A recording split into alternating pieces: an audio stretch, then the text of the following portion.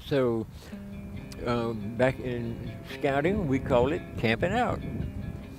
And there might be one or 2 days or nights that we would spend sleeping out in the woods somewhere, and that was just good fun. So I'm still camping out, sure, no big deal. No, I'm not homeless.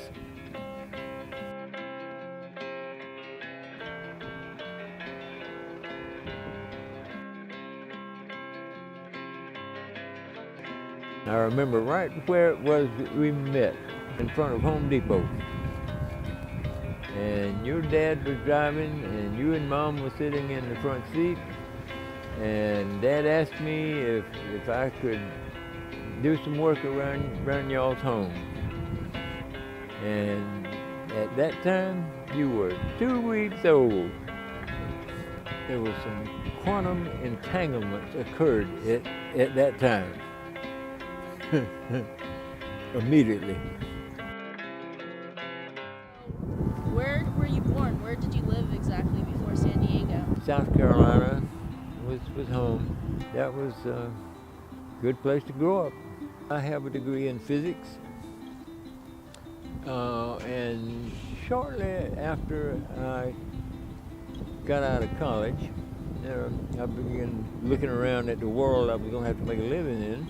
There were too many questions that I couldn't answer. So I realized that if I wanted an education, a real education, I had to dig it myself.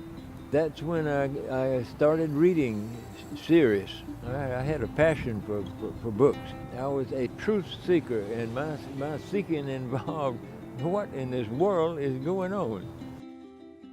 We are in Presidio Park, and we are at a prayer meeting. There's a group of people from a church in Ramona providing a supper, and that is open to all who come. There are a lot of homeless people here, a lot of people from all walks of life. He's such an amazing man. He's some kind of a nuclear scientist or something. I don't know, because I'm not that smart. I don't even know.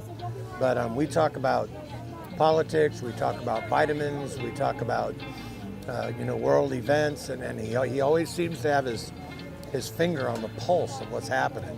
I'll tell you a little secret. One of our guys asked him one day, Tom, if we could do something for you that would just blow your socks off, what would it be? And he goes, I sure would like to have some milk. So that was about 6 months ago. And every week since then, we brought him milk. And he's so appreciative of the fact that we care for him. I've missed very few nights being here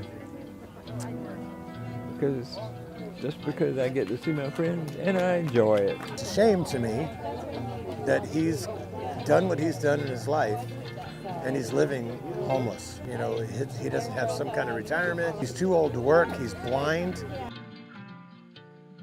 Well, like everybody else, to survive, daily survival requires a cash flow.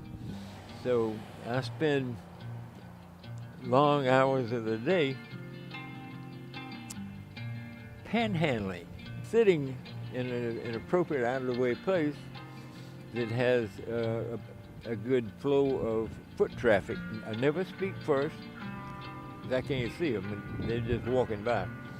I never ask anybody for money.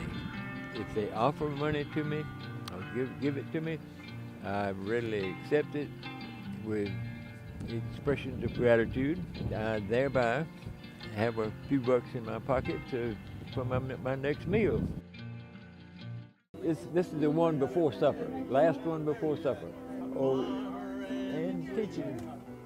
The hooker and the preacher riding on a midnight bus bound for Mexico. I was headed for vacation, one for higher education. Why there's not four of them, heaven only knows. And it's not what you take when you leave this world behind you, It's what you leave behind you when you go. Story that our preacher told.